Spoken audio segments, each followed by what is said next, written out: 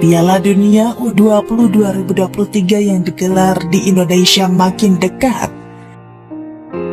Mantan penyerang timnas Indonesia Ajat Sudrajat menganggap program naturalisasi yang dilakukan PSSI cuma membuat talenta muda Indonesia mandek.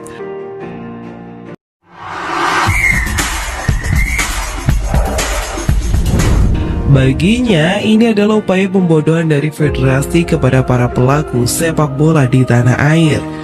Ajat yang kini juga aktif membina pemain usia muda membandingkan era sebelum adanya naturalisasi untuk timnas Indonesia dengan sekarang, di mana prestasi bisa didapatkan oleh skuad Garuda. Sementara sekarang ini ketika naturalisasi banyak dilakukan, prestasi yang diharapkan tak kunjung diraih. Justru PSSI seperti membunuh para pemain muda yang ada di Indonesia untuk bisa berkembang.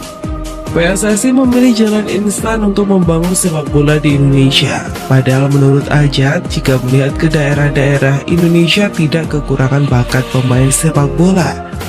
Seolah-olah kita dianggap bodoh oleh mereka, apalagi pemain naturalisasi. PSSI dulu tidak ada naturalisasi.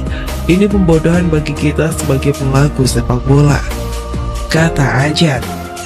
Saya sekarang membina usia muda, mau dikemanakan mereka ini? Talenta kita sebenarnya ada, tapi sekarang dibunuh secara perlahan-lahan oleh PSSI. Sepak bola ingin bagus ya daerah-daerah dulu dibangun, katanya. Hal senada juga diutarakan oleh Dede Sulaiman. Program naturalisasi yang dilakukan PSSI saat ini dinilainya tidak berjalan. Apalagi pemain yang dinaturalisasi kualitasnya tidak terlalu bagus. Naturalisasi adalah buruknya pembinaan sepak bola Indonesia. Kalau kualitas oke, kita juga salut. Tapi selama ini tidak ada apa-apanya tutur Dede. Secara organisasi, menurut Dede, PSSI juga buruk dalam membentuknya.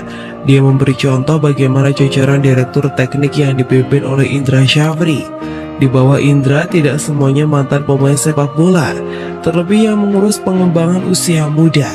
Dikatakan Dede yang bekerja di sana cuma muntari karya. Youth development cuma dia sendiri, tidak ada mantan pemain lain, tidak akan jalan sampai kapanpun. Di bawah youth development itu ada grassroots, tapi siapa yang ada di situ? Bukan pemain nasional, ujarnya. Padahal menurut Dede, untuk membina para pemain usia muda haruslah mereka yang bisa memberi contoh langsung, bukan cuma sekedar pemilik lisensi yang mungkin saat memberi contoh passing saja tidak mampu.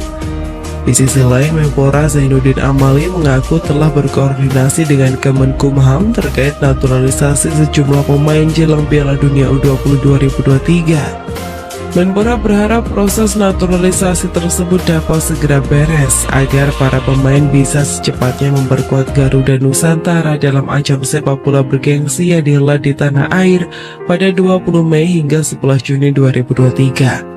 Menpora juga sempat mengungkap harapan Presiden Jokowi bagi timnas Indonesia jelang perhelatan Piala Dunia U20. Menurutnya, tokoh tertinggi tanah air itu tak menuntut hasil yang muluk-muluk. Jokowi hanya berharap Garuda Nusantara tampil maksimal. Jika memungkinkan, timnas Indonesia U20 setidaknya diharapkan lolos dari babak penyisihan.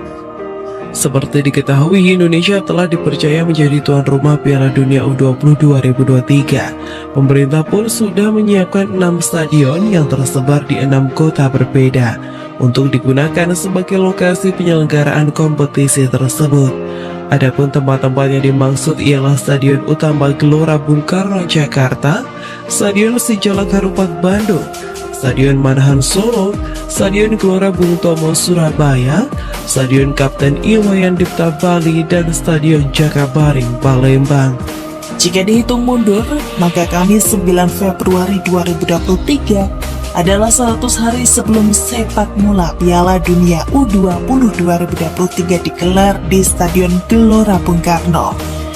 Piala Dunia U20 2023 akan digelar di Indonesia pada 20 Mei hingga 11 Juni mendatang. Saat ini persiapan Indonesia sebagai tuan rumah terus digenjot. Fasilitas stadion yang akan dipakai terus dibenahi. Menandai 100 hari sebelum Piala Dunia U20 2023 digelar, PSSI akan menggelar acara khusus. Acara ini akan dihadiri oleh Ketua PSSI Muhammad Iryawan dan Menpora Zainuddin Amali. Selain itu, Bakuya sebagai maskot resmi Piala Dunia U20 juga akan tampil. Acara 100 hari menuju Piala Dunia U20 akan diselenggarakan di Stadion Gelora Bung Karno pada Kamis 9 Februari 2022 mulai pukul 15 waktu Indonesia Barat. Acara tersebut bisa diikuti lewat tayangan live streaming di akun Instagram dan YouTube PSSI.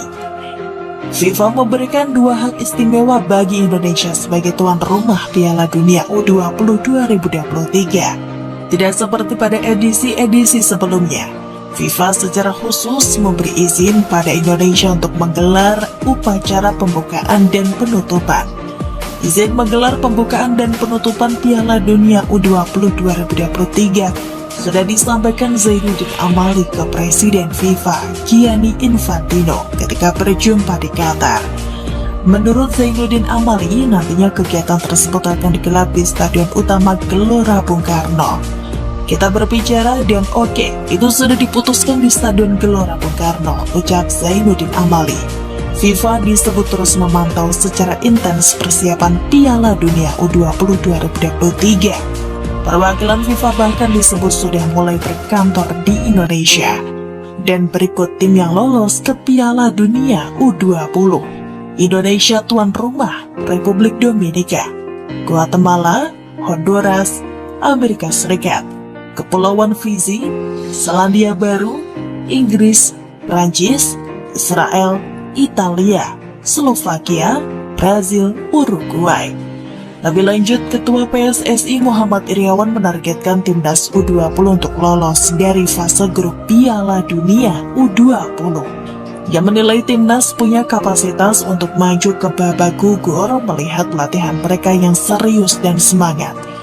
Saya berharap mereka mampu memberikan penampilan yang luar biasa, sehingga pada tahap pertama di FIFA World Cup U20 nanti, mereka mampu lolos ke fase gugur dan kita harapkan begitu seterusnya, harapnya.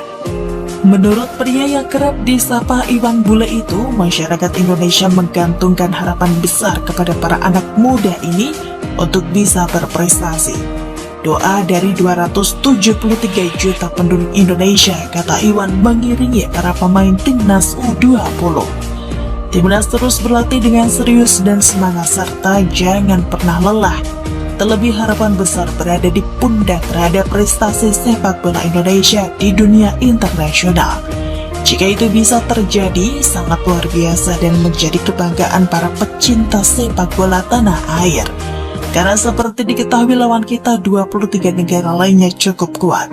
Untuk itu mari sama-sama kita doakan agar semua proses bisa berjalan lancar, pungkasnya.